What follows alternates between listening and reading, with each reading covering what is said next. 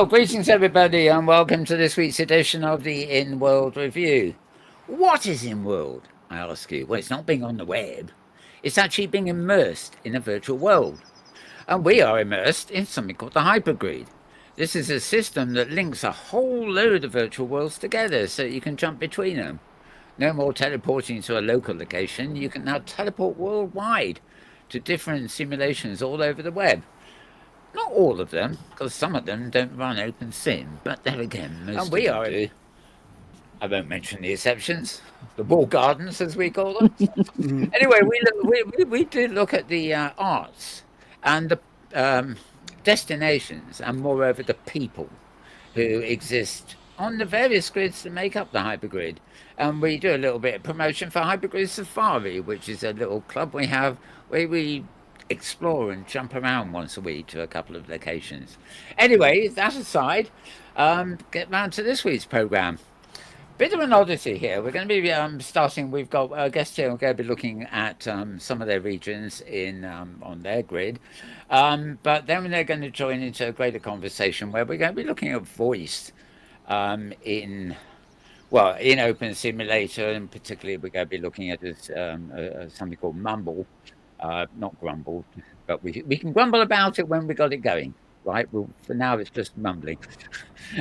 A murmur, that's the other bit of it. Anyway, we're going to be looking at that because I know a lot of people, our listeners, who are in Open Simulator worlds, we are used to using Vvox and other systems, and are aware that they may need to actually change to a different voice service in the near future. So that's why we're going to cover it. Okay, so as I say, today, I haven't said it yet, but today is, I believe, the 28th of January of 2024. Yes, yeah. I got the century right. I've got the century right now as well. Okay, trouble is, we'll add another month next week, but never mind. I'll manage somehow. Right, so sitting on my left is James Atlloud, who's he's the one who fiddles with knobs and sits on anything available, basically, which means he controls the audio, the video, and everything else going on here, and asks questions too. He's also got a bit of a history with audio tech, so I'm hoping he will be joining in the conversation about Mumble when we get to it. So don't grumble, just talk Mumble. There's got to be a tagline I can think of. Okay. On the other side, Nelson Marketing Department, right? Yes, indeed. And welcome, James, of course. Yep. Did I say that? I introduced you. Yep. Okay, on my other side, my left-hand side, she is the, she's my wonderful co-host and the master of hustling together people for Safari and everything else. It's none other than Thirza Ember. Welcome, Thirza. Yeah, great to be here today. Thank you so much, Mal, for having us all here today. This is going to be a great show. Looking forward to it. And of course, we've got Marcus. Whoops! Because I woo first, then I said Marcus. We got a dog. We got the regular dog here, haven't we? Barkus. Barkus is what I meant. Right. Okay. Now we've got two guests with us today. First of all, we got Cyberglo's Cyberstar, who I will be calling Cyber, or maybe Cyberglo. Depends on which I remember easiest, who comes from Cyber Data Storm. Yeah, there's a good name for you. And he's going to be talking a bit about his own grid at the beginning and for about 20 minutes in a while. And then we're going to move on to a joint conversation with our other guest, who is Snowbody Cortes. And we'll be talking about the mumble thing. I say, forgive me if I'm mumbling. I'm going to be making jokes all day. I can tell you. Right. So welcome, Snowy. I'm going to call you Snowy, Snowbody. So welcome, Snowy. It's okay. And thanks, Mal. And welcome also to Cyber, as in Cyberglo. Thank you. There we go. It's good to be here. Right. Great to have you. Yeah. Absolutely. Before we come round to you, we're just going to get hold of a little bit of time, housekeeping at the beginning. One is going to look at what's happening, and then we're going to look at a little bit of what Safari did in the week, and we're going to show a video clip that was sent to us for the show as well. And then we'll move on to our main topic of conversation. So without further ado, I'm going to actually hand over to Thirza for something we call the Hypergrid Happenings.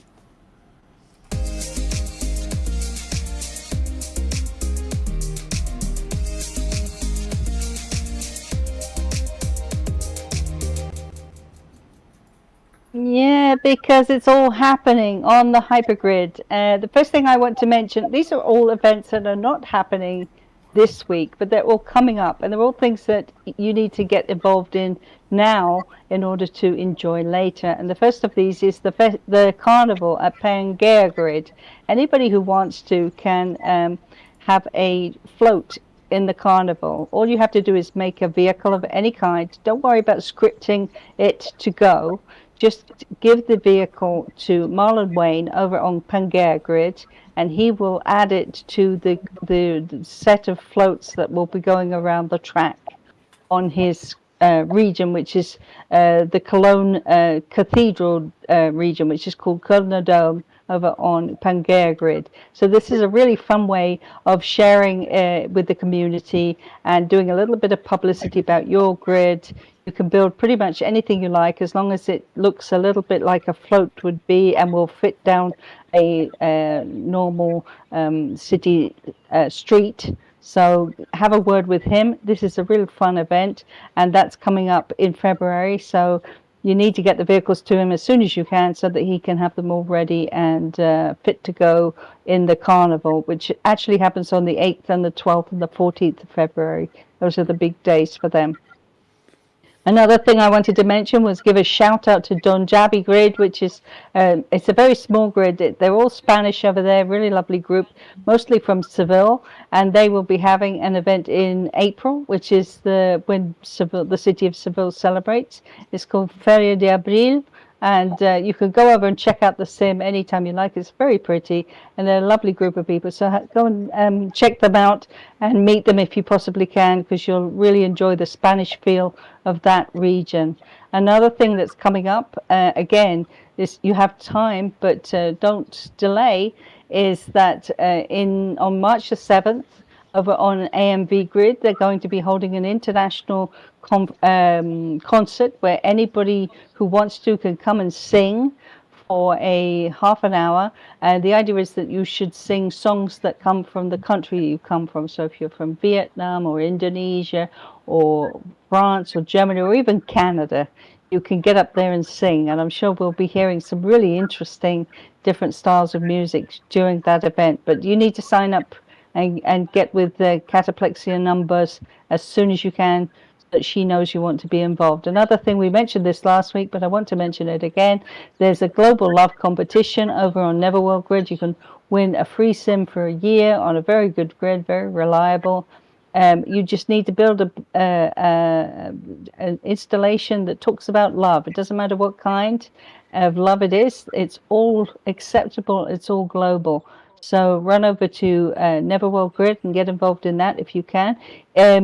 Speak to Govega, because if you happen to not have one Globit, which is the price of the little area that you have to build on, she'll give you the coin. That's not a problem. Anybody can participate in it. You don't actually need to have Globits to be part of that event.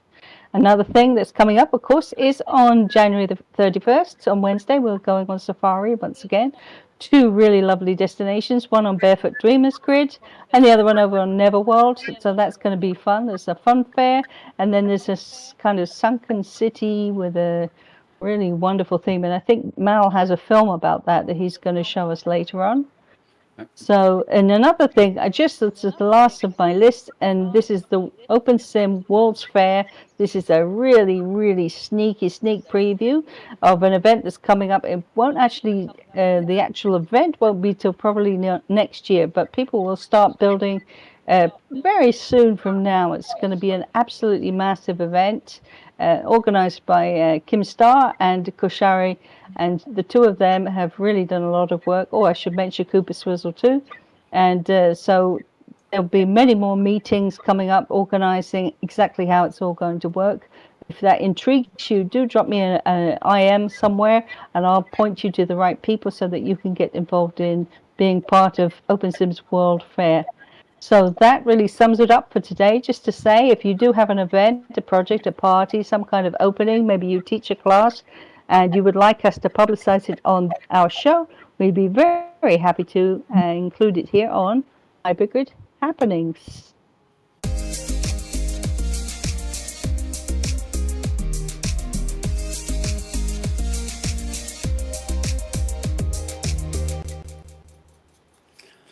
Well, that's wonderful, Thirza. Quite a lot of big events there, actually, for once. So, yeah, good line up of stuff in the next week or so. Now, as Thirza mentioned, we've been sent a film which was about the Abyss there, anyway, Aqua Abyss. And no, to tie in, basically, I think I'll show that now and get it out of the way. So, I don't know why I'm clicking the screen in World. I should be clicking it over here. There we go.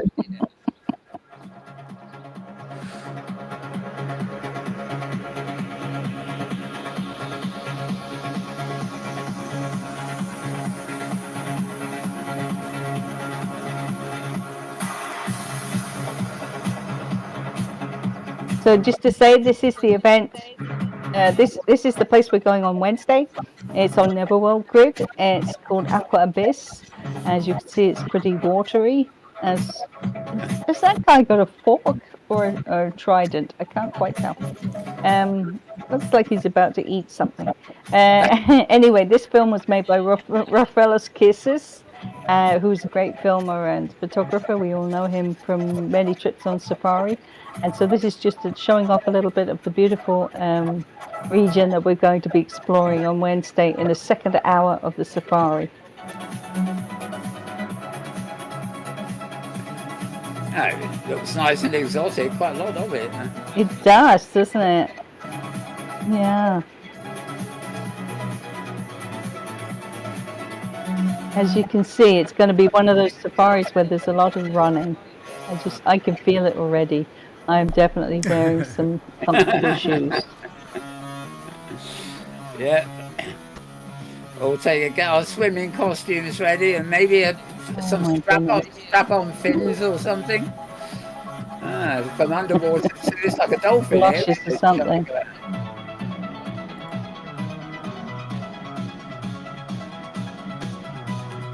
As you can see, it's another really big build. It's by Mr. Smokes and Nexus Storm, who's been on the show before. Nexus has. And, you know, they really go to town when they build something. So make sure your cache is prepared for this experience, because it's going to be a big deal.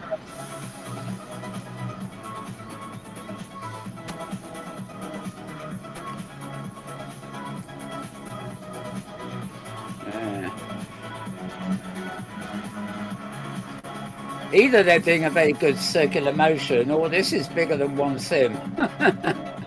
Not sure Oh, which. it's huge. I was there the other day, and I was by myself. It didn't take. It was quite a quick res, I have to say. But yeah, be ready for, you know, take your time to res it all. And if, of course, if you can, go and preload it, because all the landmarks are obviously already in the box. You can go and preload and at least have some of the stuff in your cache before you get over there. That often helps. Yeah, if you, as I mentioned, we never pointed this out actually, but if you go to the start point, the Safari Clubhouse, it's just called Safari Clubhouse, I think, on OS Grid. And there's a sign there, a box, you just called it, that contains the landmarks for this coming week. So you can go there in advance and click on it. I don't know why I always call it a box, because that must really be, it's not, I don't know, what would you call it? A prim, I guess, would be a better way to describe it. Sandwich board. Well, it reminds me Sandwich board, thank you. I liken it to the monolith in 2001: A Space Odyssey. Oh, Wow. So the because Safari the monkey made it, thank you very much. The Safari monolith contains the important stuff that you need, like landmarks. All right, I'll take it that way then. I thought you were implying that I was a monkey. Oh, God, no. No, at all. Shoot. Okay, Figured it out. on to another subject quickly because of time. We went to two places this week, as we do every week, and the first stop was Biker World, I guess it was called, which this is absolutely fascinating. I haven't got time to show you the film I took of it, but suffice to say that when we got there, I sort of cammed around a bit, and I thought, well, this is a rather short track. And I thought, well, what are we going to do here? There's just a big track and whatever. What I didn't realise there was a photographic kind of continuation of the traffic, which looked like the wall of the sim. But of course, if you're actually riding on it, you went through the wall, and they Yeah. had an astonishing build. And I'm actually going to flash forward here to one of Thirza's pictures. Yeah, this is it. This is what it looks like from a distance, and I never got a good shot of this on video, but the ground level, which I guess is four sims, is it, or something? And it's got this biker racetrack on it. But when you go through one of these photographic landscapes with a door on it, you just carry on into a track, and then the track starts winding up into the sky, and you keep ending up in. Then you go to a city, and then you go to the desert, and then you go to a jungle, and the racetrack, as you move up there, just takes in all these sort of different environments. So I was completely wrong. We should give a shout out immediately. This is made by Bad and Siwas from CCI Grid, and they're big fans of Sons of Anarchy, the TV show, and that's why they built this. But it's supposedly, I guess it's one of the biggest tracks in Opensim that you can. He said it takes even an experienced biker an hour to ride the whole thing, which is once you realise what's phenomenal. going on and that the walls don't end where the walls end. Yes, it is gigantic. Yeah. And it's a sense of going up and up and up. And I couldn't even find a way to. I got kicked off my bike rather early, so I spent my time in camera. But even then, I couldn't kind of find the route to the very top level. There is one, but I couldn't quite figure out where the track came up to it. But anyway, I moved the camera up to it, and maybe one day I will get round to showing that film. We're probably going to have a couple of specials, by the way, in July and August, where we will be looking back over some catalogue of film we have here, basically. Right, okay, moving on to the more pictures of this safari, of course. This was where we met. And says it all, really. And we were told we could actually what happened is you could actually just get on one of these bikes and ride it, which is what I did. I forgot to do the obvious thing, and that was buy my own bike and ride that. So you can either buy a bike there for free and res it, or you can get on one of the ones that's parked there. If you go, I don't know whether you get to keep the bike when you leave the grid. But it certainly looked like you probably did, because it goes into. Yeah, I don't know that either. I never checked, but I imagine you do keep the bike. I wouldn't see why you wouldn't. Well, it's actually a sort of purchased like box that you. So I know some grids have reses for horses and things that don't allow you to take them off the grid. But I think these bikes you can take and use anywhere. You might have a problem finding a track the same size as this to use, but nevertheless. Okay, so we're back to that. So that just, that is a distance shot, in taking over the water, and I don't know where the ground level is 4 regions. I think it probably is. So and then the stacks above them are a region each or something. But bearing in mind the racetrack is just like curving, like a spiral road, not uniformly spiral, but just going up and up. You can imagine. Just how much mileage there is in that. So a nice little animated GIF there. Who's that? That's Star with her wings. Always the wings. It's too far away to make out anybody else, really. Can't even see myself. Oh, there's Tosha on the far right. I know the hair. And good pictures there. Moving on. Right, this is where we, in my case, I just jumped on the bike and pressed the arrow key and caused great chaos.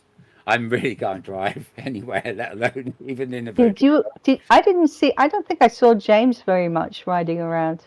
I know that he had an episode in the Twisted Titty An episode? I was dancing. Well, there was a pole I could dance on. That was a blast. Yes, fate decreed that I was not a witness to that particular. I was waiting there for everybody to drop in, and people just zipped right on by. So. Because we kept going off the track. That's why. I don't know if you realize how many of us just. This is up on the 4th story or something. I think it's 4th. Yeah, I never got there. well, even the city there is on two stories itself. So it's I well, just took a photo, but I didn't actually get there. yeah. That was a lovely picture because it's. I think that's Yeah. really only one bit of it, but it conveys the vastness of it. This is all photographic wall, and as I say, I didn't realise the size when I moved in because the start point we were at was, I think, there, and I cameraed round this track, and eventually it goes into that mountain wall, but it's not a mountain; it's a photograph. And I thought that was the end of it. I thought, wait, I said, what do you do? It's not even a roundabout to turn around on, and then whoops, you go right through it. Odd sensation indeed. That is, I don't know who's driving there, but I'm sure that's Thirza being given a ride. Yeah. That's me with Una de and I apologize to anybody who read the blog this week. I try not to put a bunch of pictures of me in it usually. I couldn't really. It was the only way I could get some shots, and so I jumped on the back of his bike, and this is the bit with the dinosaurs, which was really fun. But of course, then he crashed anyway, so Yeah. I'm just unlucky. I find it very difficult to control the bike. I mean, if I could get it straight and a straight line ahead of me, it was fine. But then I'll get to a corner, and I could never get the corner right. I either hit one side or another, and then went off wobbling. And I don't drive. What amazed me was that Tosha. This was the first time she ever went on a bike, and she was one of the people who got the furthest Yeah, well, on the motorbike. Very impressive. There she is, right there. Hey, look there. Yeah, and yeah, she caught up with me at one point, and Being overtaken. yeah, just went right by me. I was stuck without my bike by that time, I think. But yeah, well, in my case, it's not so much a matter of riding as wobbling. Okay, and oh, there you see. I don't know, is that you on the back? No, it's not. That's at 90 miles an hour. So that's no, that's Siwas, she's really good at riding. So yeah, she was one of the people who didn't go off the track. There's a lot of pictures of people who were this. If you look at this GIF, for example, this one you jump to now, you can actually see that red bike go right off the track. Go on the left-hand side to go, but yes. Just keep going in a straight line.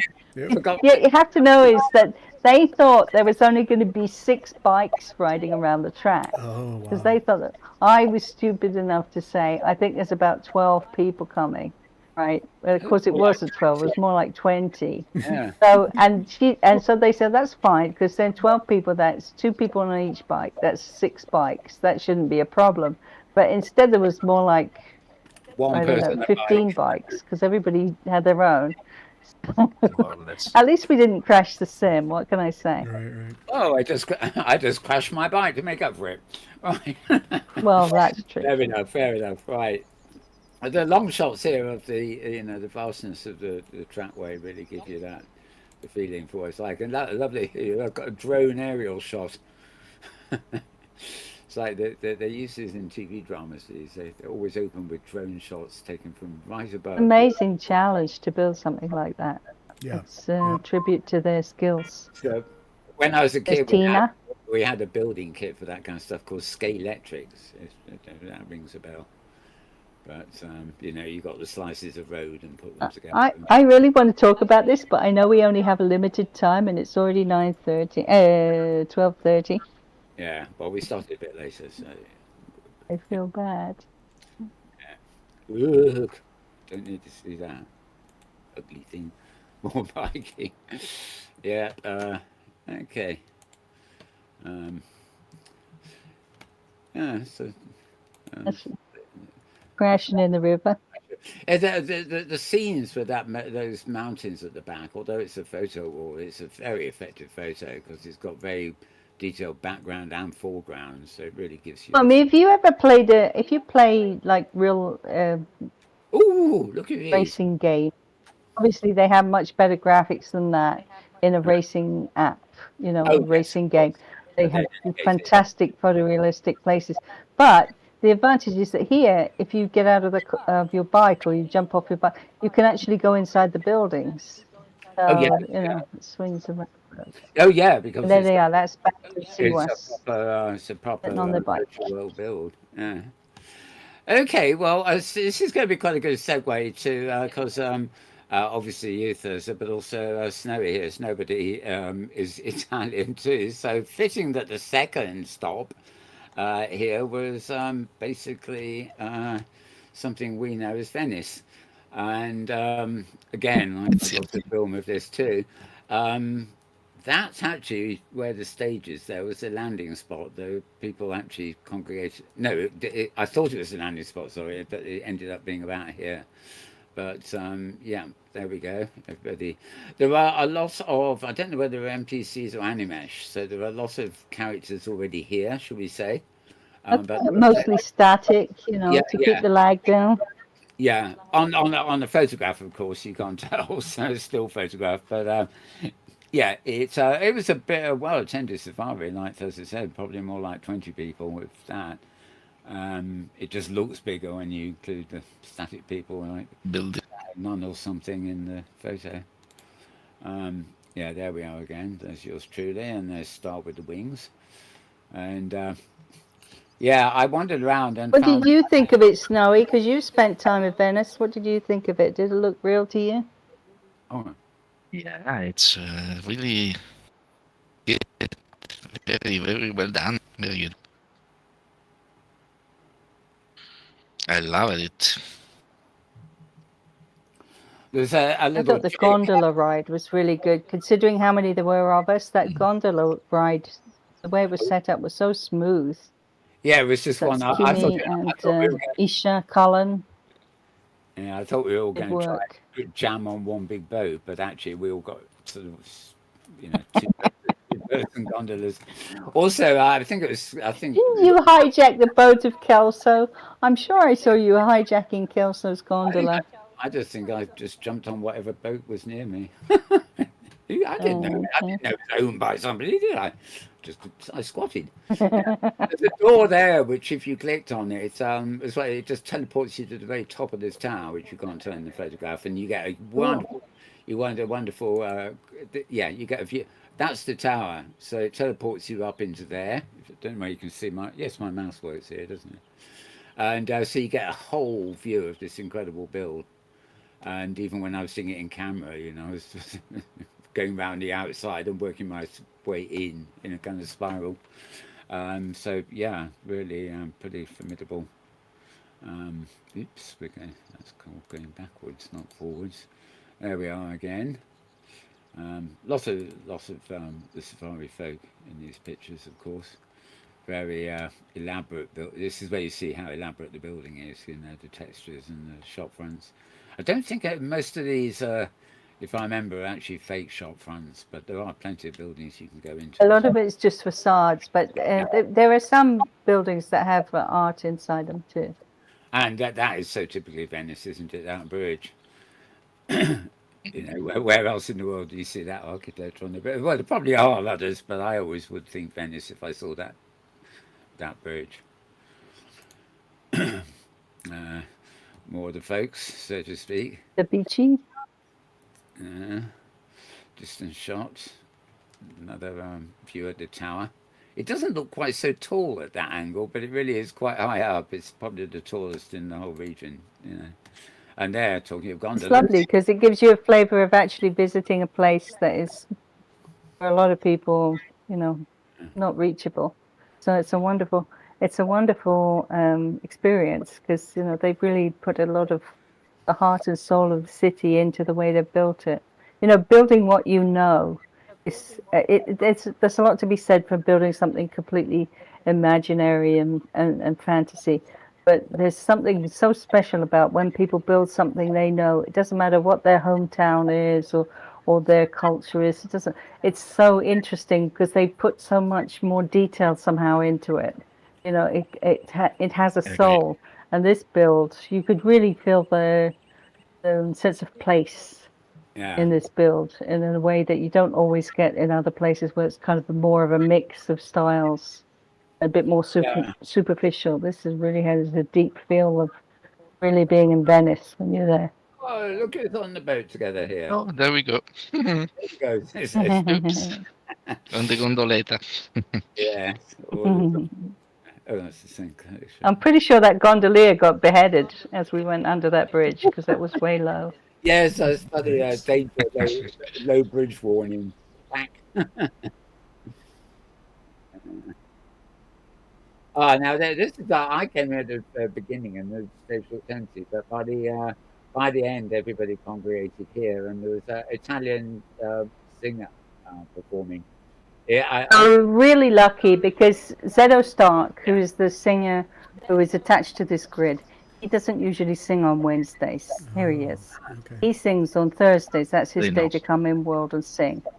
So he was incredibly kind. He came in on a day that's not his usual day to give us a 30-minute concert, and it was I guess you would all agree it blew me away. His voice is so beautiful, such strong, a voice, great bluesy singer, just fantastic, and a nice repertoire too.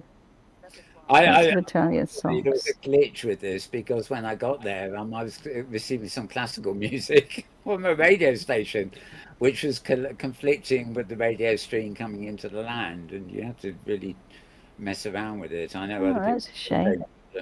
but eventually, when his stream came through, it was very good indeed. And I actually switched on the when I was filming, I switched on the audio receiver in the film, but it doesn't seem to have worked. I think that it only works if I'm expecting the audio before I start. Anyway, nighttime shots, pretty similar to the one we saw earlier with that lovely bridge, of course. And yeah, good old classical statue that you would expect in places like this. That must be I mean, that is presumably a replica of a real ceiling. It's the same painting on each of the circular tiles, but wonderful feel to it. And yeah, finally, this I guess is the view from the stage that the singer saw. Everybody dancing there. Yeah, I just wanted to get Isha in the photo. I missed Kimmy Cullen. I shout out to Kimmy who did so much work on this sim, but I just never did manage to get a good shot of her. But Isha, the black guy, this is his build basically. He did all the building, and on the left hand side, the other guy that you saw is Jindida, who of course was the guy who invited us to come along. He's the grid owner, so it was a great visit. A fantastic group of people. I love them. Just checking there that no, I don't have any audio, but another day, another dollar. Okay, well that's our general thing here for the yeah, for Safari sorted out. So it's time to move over to our guests and a grand talk here. Without further ado, we won't be showing you all 25 minutes of this, I'm afraid, but I'm going to run some film now, which is basically a montage of various Yay. on Cyberglow's regions. This is his welcome area, which is sort of fairly plain, although there's lots of stuff here. Maybe you'd like to talk us a bit through what we're seeing, Cyberglow. And welcome back, by the way. You can see it on the middle screen, can't you? Yes. Yeah, lovely. So, yeah, logging all the visitors. You're very keen on doing that, I noticed. So tell us how you got started with the grid in Opensim, Cyb. How did you get going? Were you like so many of us from Second Life originally, or did you start in Opensim? I was from Second Life, and then it came to Opensim. I've been in Opensim since, gosh, I think 2008. And I originally had a character that was PC Tech Cyberstar, and then I changed that and became Cyberglo, and then I opened this stream grid. So it's a dream grid. I never knew that. That's great. And you find it's very effective. Yes. You have a bunch of sims there. How many sims do you have altogether?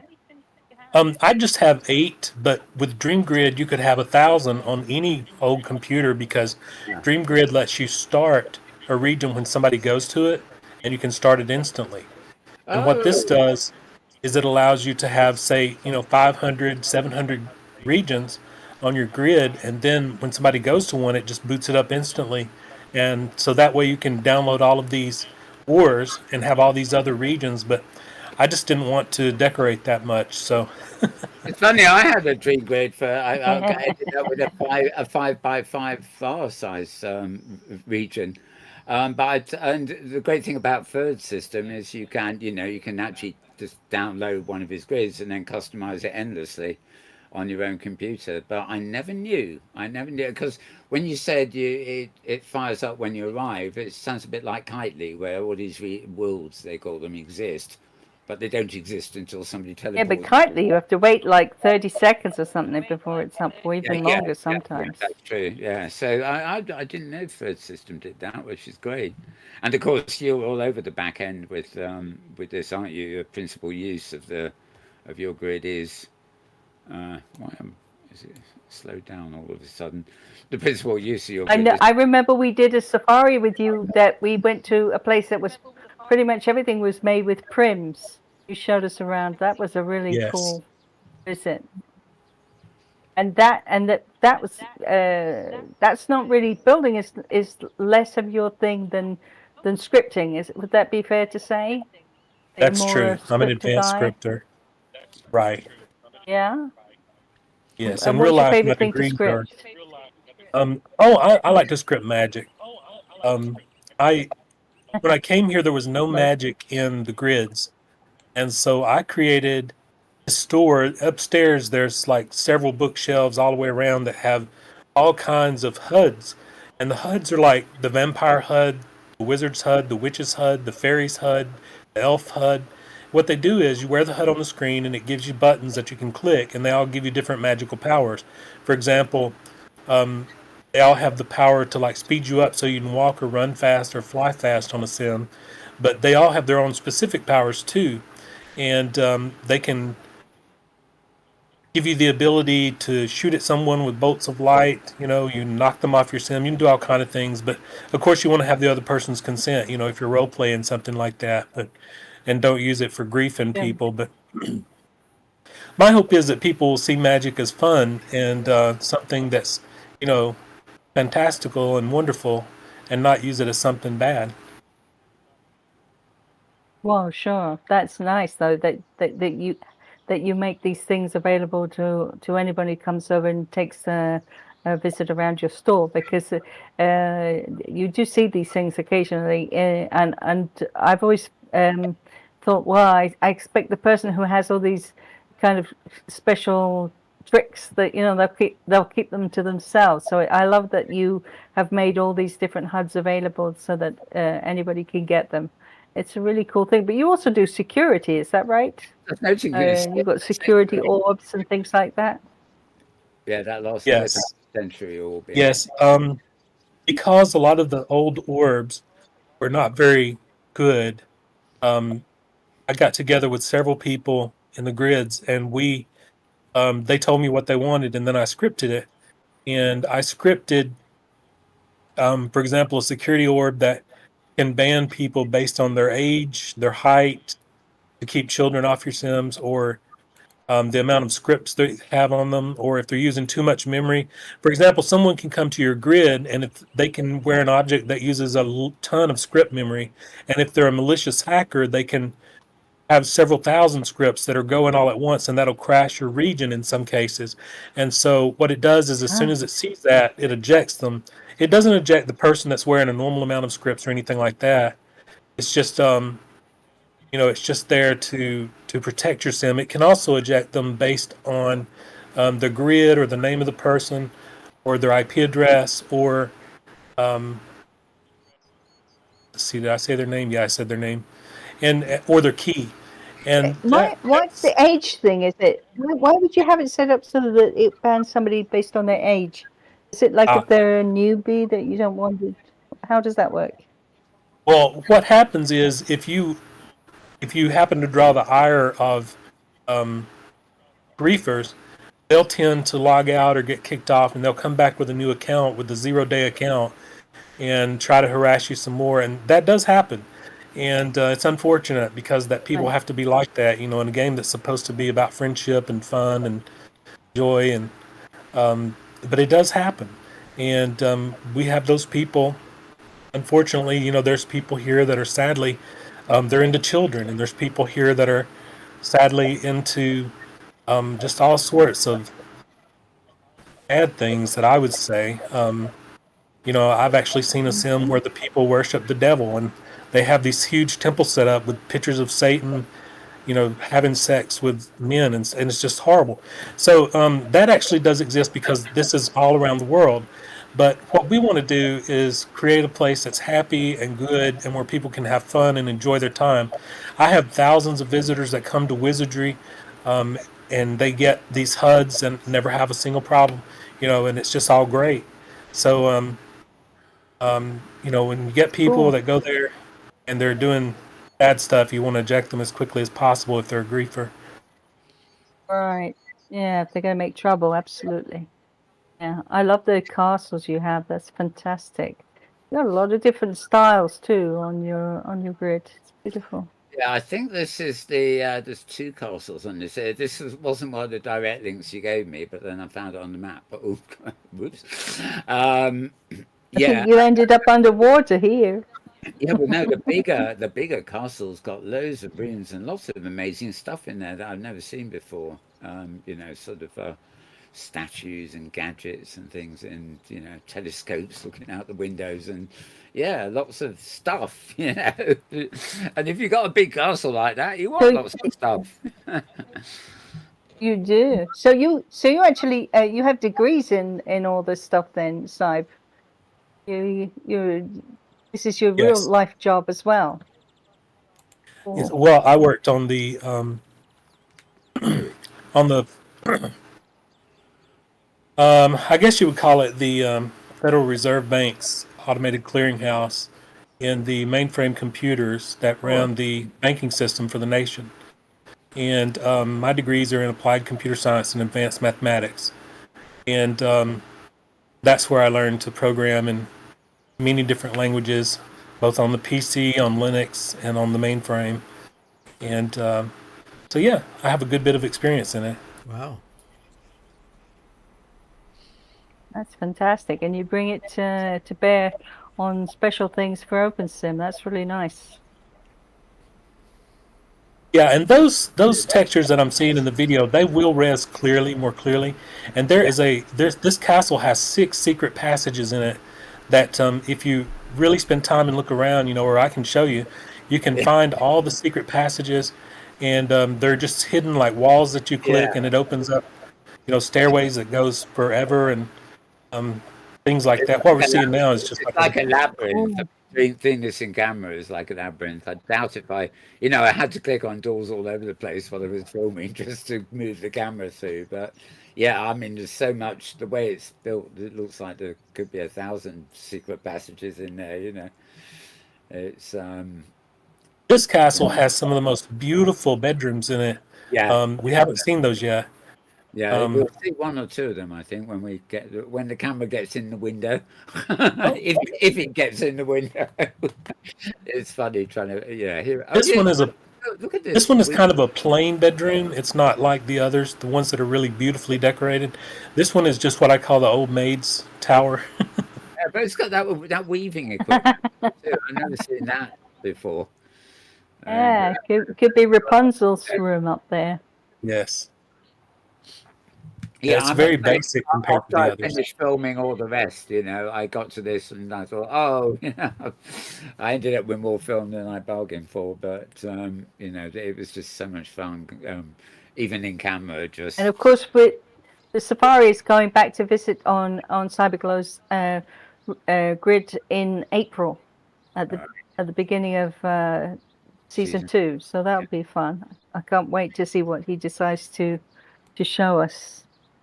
That'll be a lot of fun.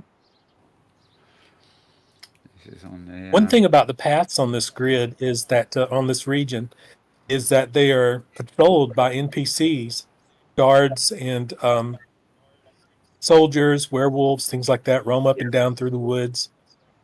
We haven't seen any yet, I don't think. I did see them. And Are they NPCs or Animesh? What are they?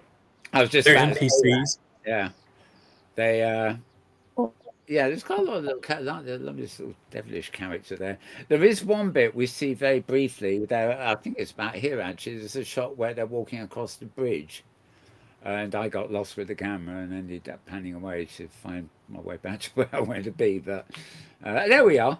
Yes, on the right here. You see there's two of them running along. There's a there's another wider. They were A just werewolf. Yeah. they were just sort of walking along this path, but then Ooh, good. I think I was pointing to nowhere as it were, so I turned around and got I wanted to get the bridge there and the entrance at the other side. But yeah. Okay, so let's just speed that one.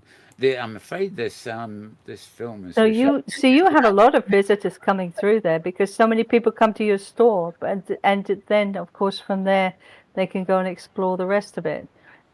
Yes. But would you say most people spend time on wizardry, or do they actually go out? You know, is it difficult to get people to explore, or is it easy? Would you say? In my case, I made a sign that has all the regions on it, and there's a sign posted at each teleport place that they go to, so they can click that and go to a different region if they want to. Yeah, I noticed that. That's a really, really wonderful teleport device because it's so simple and obvious what's happening. Just click on it and it's instantaneous, that jump. I thought that was very well. Those signs kept on appearing everywhere, so I had no problem teleporting from one to the other. There is one region I know that you have locked down, don't you? Is it not safe for work or something? But private region you can open up on demand or something you mentioned. Oh, that's it. Right, we're at the end of that.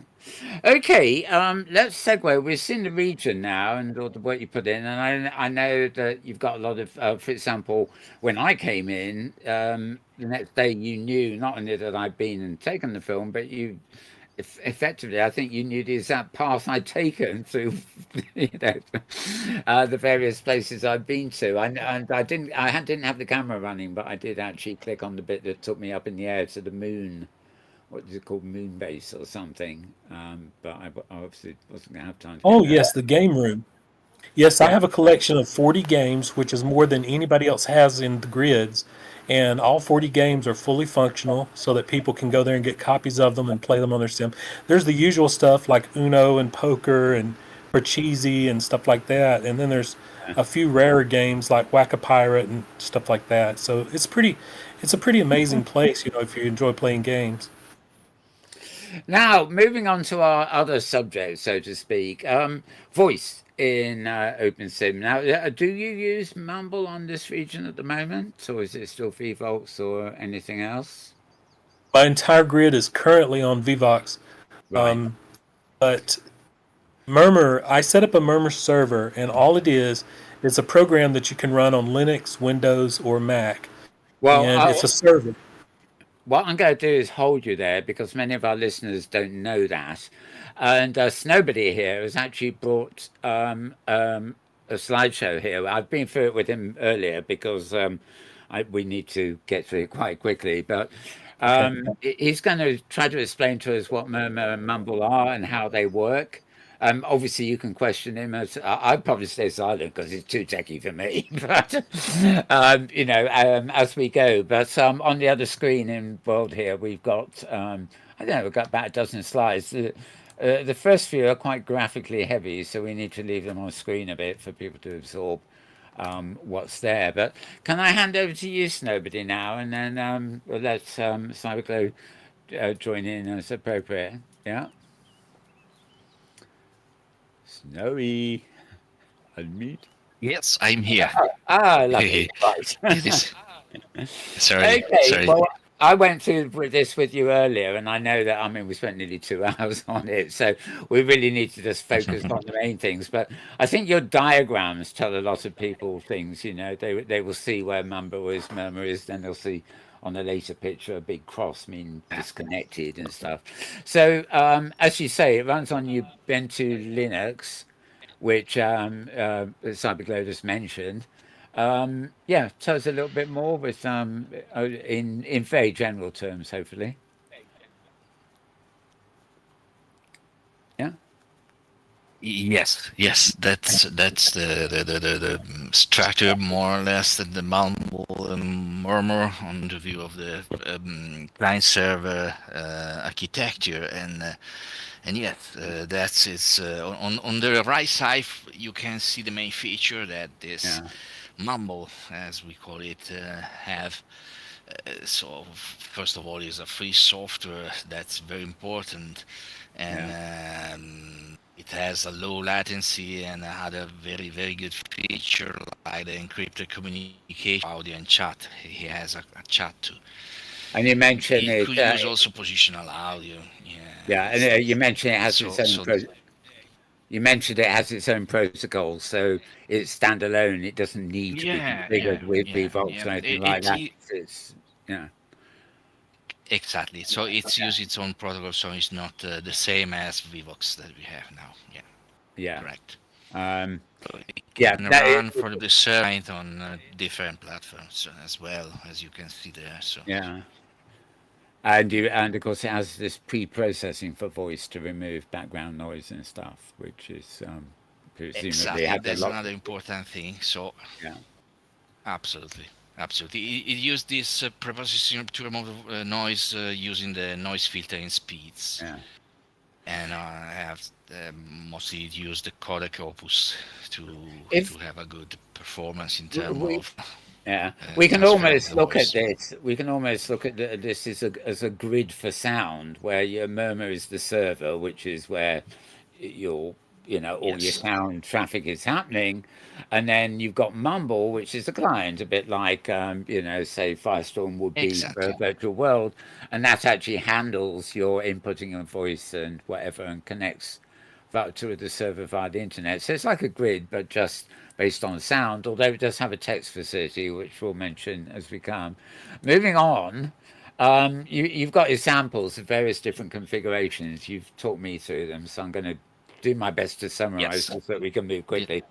Yeah. Now, at the moment, yes. we've got Vivox, which is a server, rather like Exactly. what we just saw, and So inside Firestorm and things like that, there's a process which you can find and actually quit and restart if you need to reboot voice. It's inside the Firestorm client as a separate process in the Firestorm folder, and that's called SL Voice. So that is actually your client. Your client is not actually not the Firestorm viewer per se. It's the sub process that plugs in to the Firestorm viewer. And to mimic that with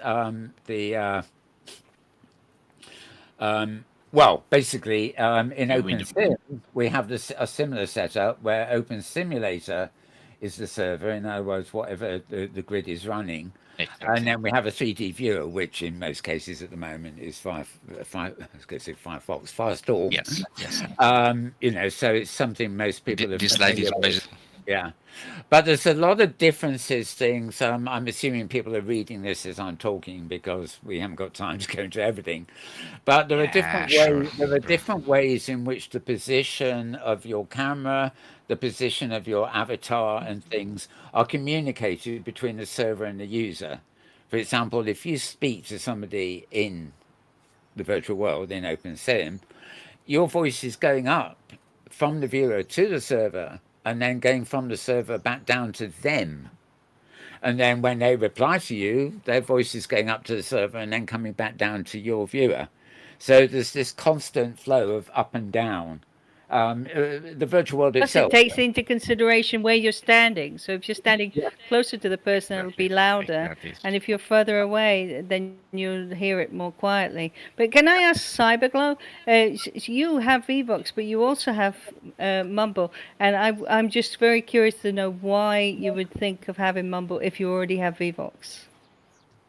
Well, Mumble is, first of all, it's a small server. I run it on a Raspberry Pi-like device, Oh, and you can get 1,000 people on there all chatting.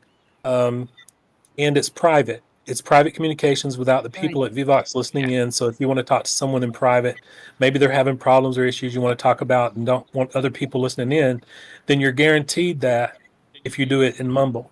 Mumble's very clear, and You just download the client software and you put in the server address. For example, mine's cyberdataStorm.com, and you'll go there and connect. And then you can be in the chat room, and you can have multiple chat rooms. As he said, it is positional audio. So what you have to do is a programmer has to go through the viewer and find the points for the positional audio and put that into the Mumble module for positional audio. And once somebody Sure. does, I think Yeah. down the lines, one of the Snowbody's other slides Yeah. will show us that. Yeah. okay. We can see this. This could be go on Cyber on this. It's perfect for you. I'll let you go ahead. Yeah, what I was actually going to say too is that what's rather exciting about what you said there is that you can run it on Raspberry Pi. I mean, I've got about 3 of those things landing around, and I never use them, you know. But Same as me. yeah, set them up as a server is fine. Okay, well that's the basic schematic, and you know, so voices going up and down, and it uses your avatar position and camera position. For those of you who make films, by the way, before I start filming, I always set the voice to be at camera position or avatar position. If it's at camera position, I can film all over a grid, and the sound is at the same volume as where my camera started from. If I follow avatar position, then it gets louder as I zoom in my camera to particular avatars. So depending on what you're doing, if you're filming a machinima, you use one technique. If you're just filming random stuff, you know, you'd use a different technique. Okay, moving on to the next one. As it says here, for this to work, the Mumble client, you would have to actually use it with Opensim, there would have to be some kind of plugin that would be created that would then plug into the 3D viewer, i.e. Firestorm, and there would need to be Exactly. a standard. I put this. I show this slide because Cyber was exactly referring to the plugin for the Mumble. So it's what you can see on the lower part of the slide. So this slide in such a way could summarize all the possible solutions that we could have for to integrate the Mumble with the viewer and the Opensim. So we have, if I can come back to a previous slide, this one we can have more or less 4. Is that the one you wanted? So 4 possible. Oh yeah. Okay. Sorry? Right. Yeah, that's the one you wanted. Okay, I'll leave it to you. Sorry, I thought we were. Yeah. So there are more or less 4 possible solutions in using the Mumble. So the first is the solution is to use it as it is, as an external tool. As I guess Cyber, you are doing, I do too. Yes. Solution number 2 is to consider to have in such a way module on the simulator to dialogue with the murmur on server side. So to in such a way to inform the murmur about the audio for the avatar and something like that. Solution number 3 it's a viewer solution, so it's close to what Vivos do. So it's a communication between the Mumble and the viewer. And solution number 4 is a full integration of the Mumble inside the viewer. So this is expressed. It's shown on this image with the internet connection here and there. And if you like, we can go on with the specific solution more or less. And I don't know, Cyber, if you want to add something, it could be very, very useful to know also what you think. Well, there's a program that you can download that will walk through the code and notice the changes of certain bytes in the code, and that's how it determines the location of where the positional audio is in the viewer code, in the viewer source code. And once you have that determined, or in the Opensim source code, excuse me, and then once you have that determined and you have all those positions written down, you just put them right into the module template and you're done. So we just need somebody to do that. It's pretty. They've already made templates for about 40 games, I think, that are very popular, including Yeah, World of yeah. Warcraft and things like that. Absolutely. I think you Wow. have Snowy. You actually have a slide, don't you? Show well, it's not so much a template, but it shows the family Sure. trees that were of connections, which I guess is Yes. a thing.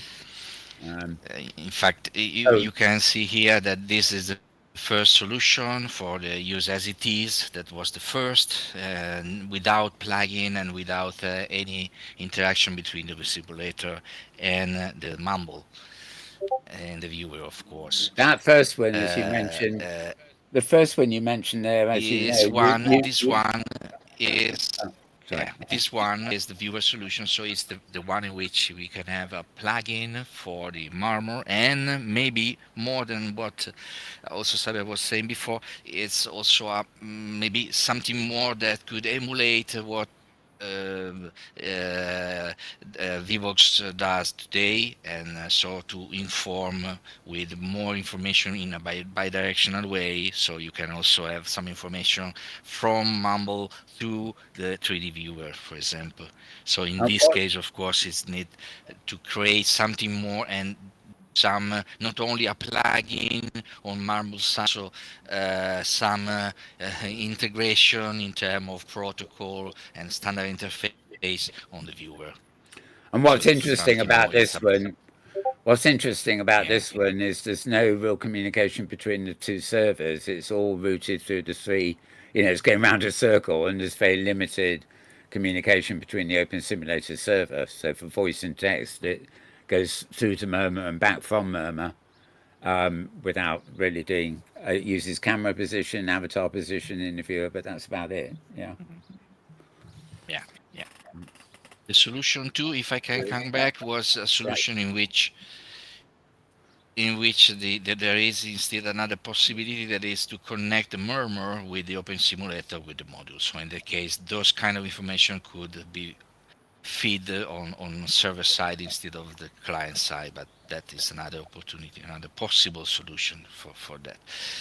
And the more complex solution, let me change Ah, it and come to solution 4, is the full integrated version, in which we can think to avoid the Mumble as user interface for the voice, and have it completely integrated inside the 3D viewer. So in that case, it is the viewer itself that have a communication with the Murmur to inform the Murmur about the position of the avatar, and of course receive directly the audio samples back. now So this is more or there's less something we left out so far, which I know we talked about when you were showing me through this earlier, is the fact that the whole thing, which will appeal to people who don't like VVOS, I guess, is that it's decentralized. There's no centralized switchboard that handles this in a way that it will work, for example, entirely right yeah. across OpenSim. But the interesting thing about this, as well as being, of course, decentralized and free, is that it's scalable from, say, you could run it for a region, or you could run it for a grid, or you could actually run it for a It, combination of grids, probably just not the whole of OpenSim, if you absolutely. see what I mean. So Yes. that what kind of possibilities does that open up? For example, would somebody who's a client of a grid who's got their own region and wants they would be able to set this up presumably to work on their region independently of the grid that's hosting them? Have I got that right? Well, yes. Yes, it's possible to do that, Yeah. because it's a completely separated System. Yeah. voice stream. That's you can organize it as better as you want. But for sure, the best solution would be to have the Marmor server handled by the grid owners. Yeah. So having a Marmor server per every single grid. Also because So like what if you Cyberglo trust the grid has, owner, just like yeah, exactly, Cyberglo has. yeah, exactly. I, I'm curious, Exactly. Cyberglow, in your research about Mumble, do you see in the near future the likelihood of being fully integrated, or there being a version of viewers that has full integration of Murmur? From Well- when you spoke to different people, what do you think? Well, we have to have someone that has the skill to do it, and that knows which path they're going to take and which would be the best to do. So it's going to take an expert, and I don't know that there's many people that could do it. I mean, I believe that Ubit could probably do it. Ubit Umarov, he's extremely intelligent, and he's like a god with computer programming. So he could probably do it because he actually understands the open simulator system inside and out. Or someone like him, maybe one of the older programmers, might come back and do it just out of the kindness of their heart. But it's going to take somebody that's very familiar with the open simulator code or the viewer code to create this. So we might get someone from the Firestorm project that was interested in doing it if they do cut out the Vivox server.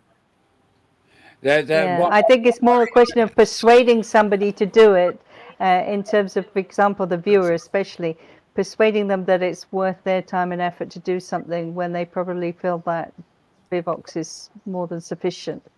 That's really the trick, isn't it?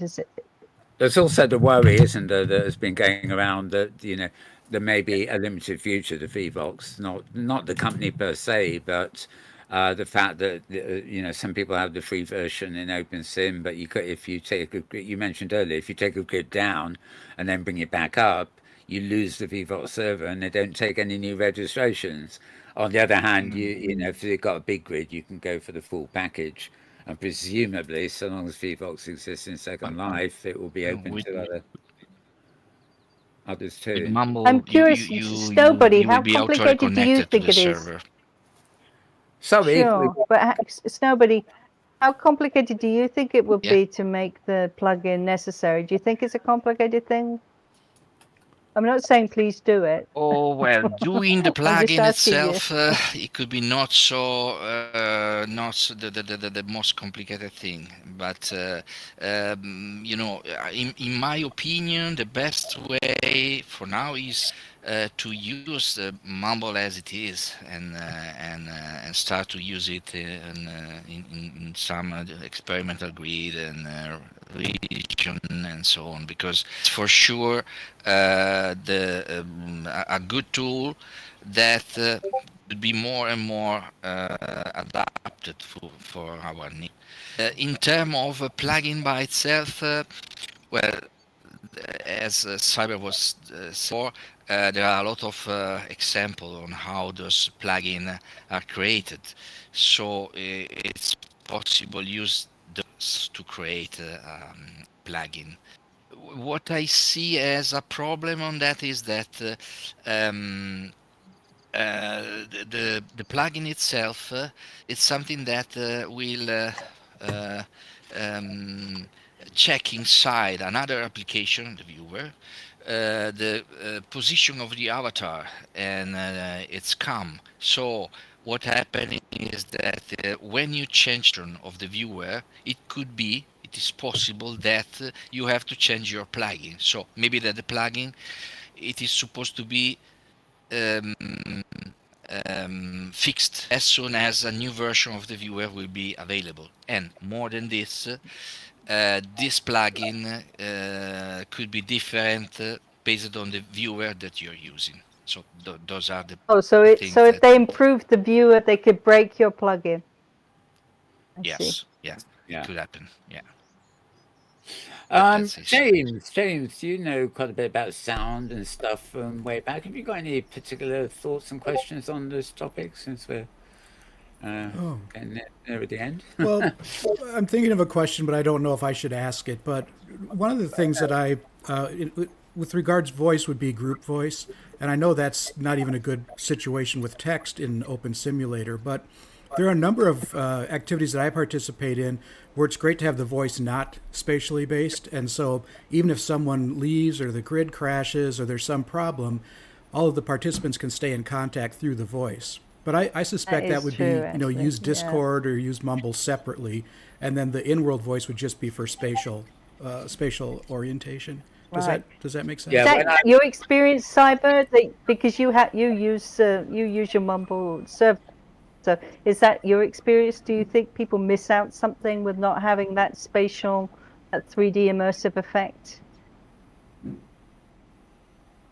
Well, the problem that I see is not that, but it's more related to the fact that if you're far away from somebody, you've got two groups, and one group's talking about one thing and the other's talking about something else. You don't want them both to be able to hear and mingle those conversations, if they're on separate sides of the sim. Right. So that's the reason why for positional audio. That's Um, spatial comes in. Yeah.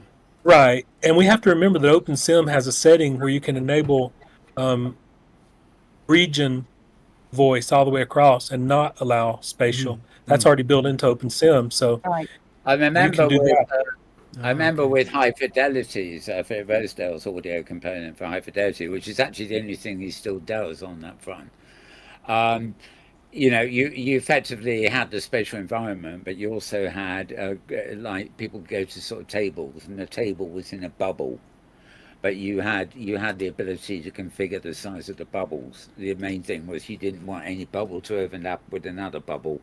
If you think of it as a map, each voice group was So in a I'm curious. Yeah, that bubble thing is leads us really into this point that obviously what Cyber's saying about groups trying to have two different conversations and kind of not being able to speak because they're both on the same sim, so they're kind of interrupting each other.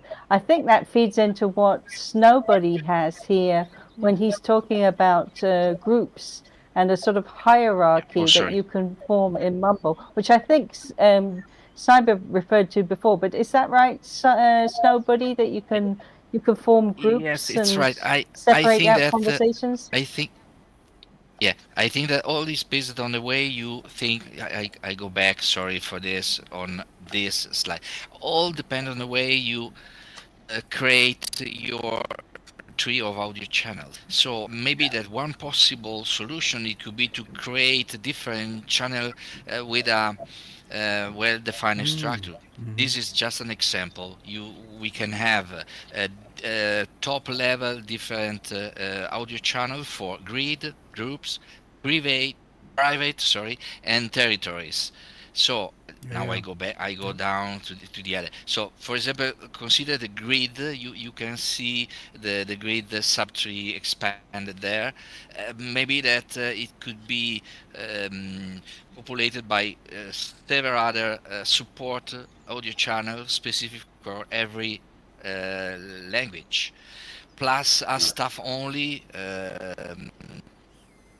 channel. For example, in this case, see Cyberglo.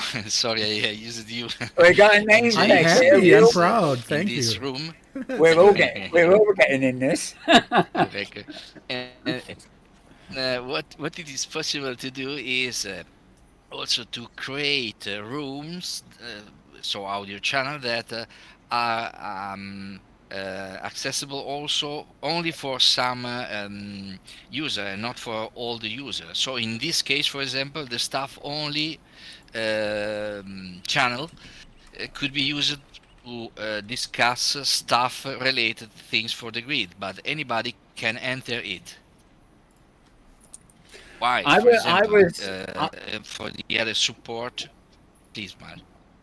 yeah, I was fascinated what you said earlier because you were able to use it at home on your local area network. In other words, I can't talk to you or anybody else. But only people in your household Yeah, can basically talk. But it becomes like an intercom in every room, and that server is open on your local network, yeah. so you can talk across rooms or whatever. But you did mention to me, for example, that you could use that as a starting point, and then obviously I'd have to have um, is it? I forget whether I need the murmur or the mumble to be honest. But you would be able to take that basic local area net connection and add individuals into it, like me or James or something from the web via their IP address. Did I Then, get did I get that Yes. right as a sort of starting point sort of thing? Wow, that's cool. mm, Did I get mm, that right, Snowy? That's yeah, one yeah. That's way of correct. starting a small group quickly. Yeah. Okay. which actually to me just it exemplifies the idea that it's scalable. Yes. Well, all depend the way in which you handle what they call the access control list that define how you can work for the registered and also the user and how they can access the subtree of the audio channel. So all is based there. So And you have to you can create it. I'd have to open up a port on my computer that links. For example, in this, absolutely.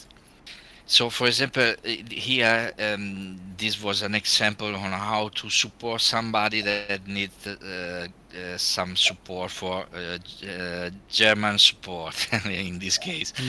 So, in this case, it's possible for this. I won't go back on this just because. Only because I want to add something important. You can see here that in case this German person, need this support, and you as part of the staff, you can, for example, create some temporary cell. So that could help and could let you to have a private voice with the guys that is there without to disturb any other guys that we need support as well. For example. So that absolutely addresses the question that Cyberglo put up before, which was that it's difficult to have a sort of multiple people having multiple conversations in the same region and not being able to understand each other. That's very cool. Yeah. And of course, you could extend, this would extend to text as well. So if it really was an actual support portal. Absolutely. Yeah.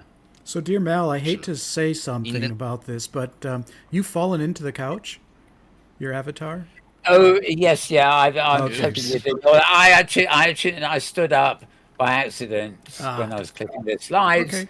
I can't find the box that I normally sit on anymore. It's gone invisible, so I'm stuck here. So, Okay. Are you sure? Are you sure it's not something else causing this? No. I think the box actually got hidden in the couch at some point. And remember when we were adjusting the height earlier before the show? That's true. It was probably at that point, but I don't know. I think it's buried in this. I don't know where it is. Anyway, we'll be back on our normal region next week. So for the moment, I shall stand and supervise with one foot in the cushion. No, another foot in the cushion. There So let's coming back to cyber. So how many people have you had on your server so far? When you've been able to use it with visitors, is it something that you have mostly one-on-one situations, or do you have more people than that? I had Hypergrid Safari on an older version of it, so that was like 30 people. But I'm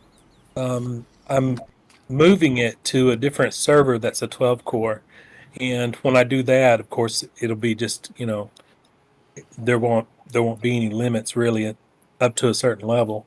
So it's not a big worry at all.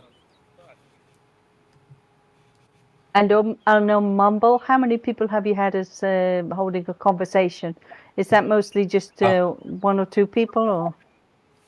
Well, with Mumble, you can have like up to 1,000 people, just depending on your RAM that you have on your server, and so it's just depending on how you build it out.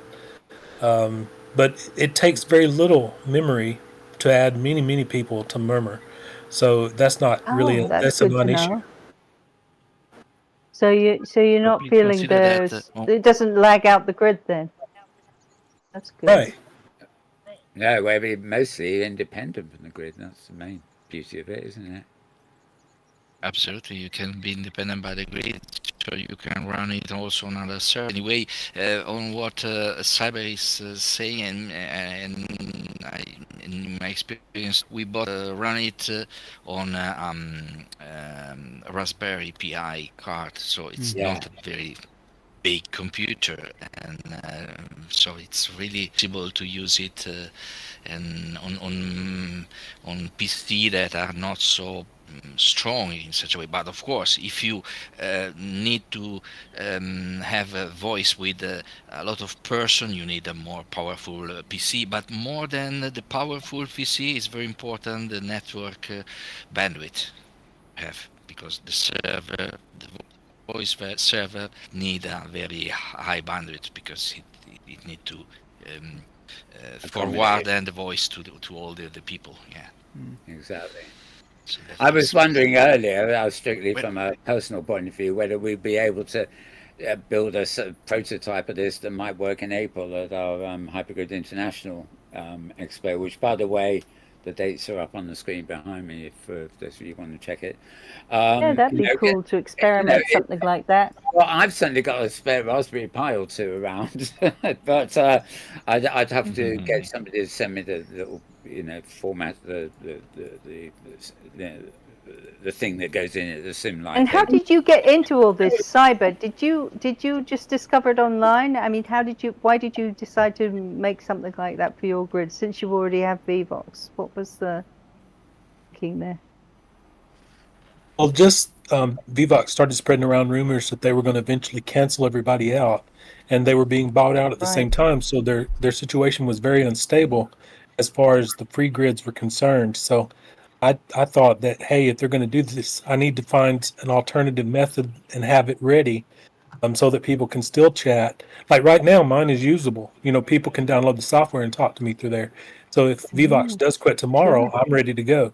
Because you can use it without having the module built in. They just have to download the client software, and it's very small and lightweight, so it doesn't affect their PC much at all. Right, and that's, I mean, I agree with you, Cyber. That could happen from one day to another, that Vivox could, just not be there anymore for Opensim. So, yeah, wise. Yeah. Well, so do we? I think we're at the end of the slides. That's pretty cool. Oh, sure, No, yeah. I cross slide, but it's just it's not a problem at all. So just this other slide, just to regarding what was the possible architecture, also from the point of view of the region. So, who is the grid owner could, for example, based on this, populate territories stream with level of audio stream. For example, the first, it could be related to the states, and the next level it could be the region, and so the region that are handled by those states, and inside the region, the parcel or the main parcel that you want to use. For example, in this case, you can see an example with the territories contain a state that contain several regions, a region that is named HG Safari with the Y instead of the normal E, Clubhouse region, and is 3 parcel, the free shop of Thirza, the meeting point, and an inward view parcel, where in this case James and Mal are speaking each other in the public. So it could be a public channel, this one, associated with that parcel, for example. And also remember, you can use Mumble on your cell phone. On what, sorry? Wow, that's good. You can use it on iOS, on Apple phones, or on Android phones. So you can connect to the chat while you're out on your cell phone. That's really neat.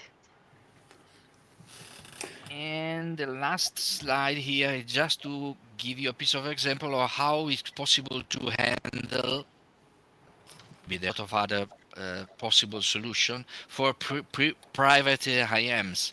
In this case, you can see that the private audio channel will be populated name of all the registered and for every user, it's possible to create a private talk sub-channel. So in this case, you can imagine that somebody that want to have a talk with in this case, with Thirza, can be moved by Thirza itself in the private talk channel. That means that while in this case Snowbody and Thirza are speaking each other, that is really prevents anybody can enter that room. Also, if they want to have another private IM with Thirza, because in that case, using the rule that Mumble let you to define with the ICL, another person could enter only the Thirza Ember audio channel, but it cannot enter the private talk, the tech using the Mumble. I mean that it doesn't have the privilege to move someone else. What you did So not mention, having that.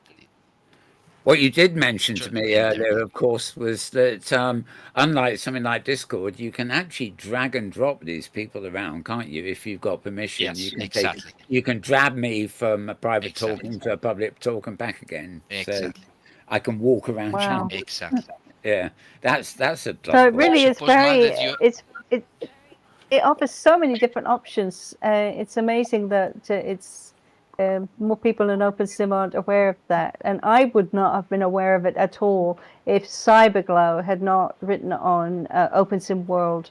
I just wanted to give a shout out to Cyb for taking the trouble to explain how he is using that on his sim, because I just don't think this is something most people realize, that there is this wonderful option. So if you don't have VBox, or you don't think it's going to last, there are other solutions. So thank you so much for making us aware of it. Indeed. And it's been brilliant, really. Yeah. And Hopefully our Lucy- viewers are going to get an education out of this, and maybe more people will. Yeah. Yeah, I should say, people can get in touch with us on Discord or indeed YouTube, I guess. And if you want to, contact us more about this and stuff, there may be a lot of people out there who just dying to get involved with something like this. So do let us know. Snow, you were going to most say important something? thing- Sorry, I interrupted you. So No, did one I. just one. No, it's okay. I want just add that you can see this sample of how to create the tree of audio channels. It's just an example, but just to get a picture of what is possible to do. And this kind of structure for the audio channel does not require that somebody integrate the Mumble with the viewer or the Opensim. So what I mean is using the Mumble as it is, it's possible to create such a tree of audio channels and use it in the best way possible. But that is I'd point Yes, out. maybe it's less elegant than having it integrated into the viewer.